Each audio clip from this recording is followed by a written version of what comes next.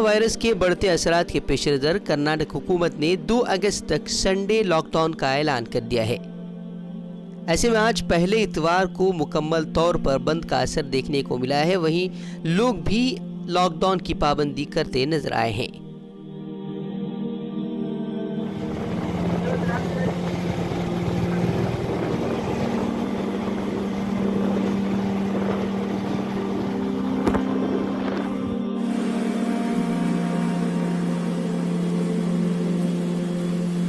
रियासत के बड़े शहरों के साथ साथ गांव और कस्बों में भी बंद का मुकम्मल तौर पर असर नजर आया है।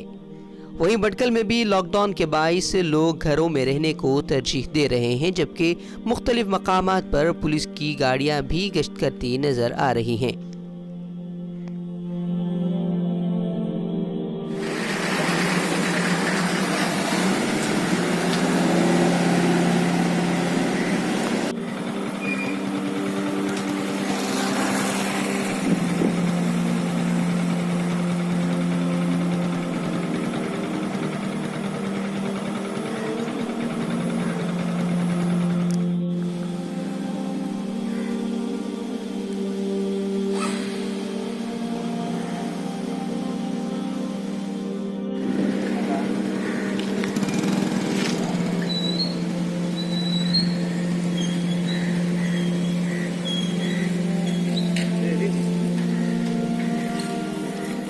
Malaga gelen 2 euro.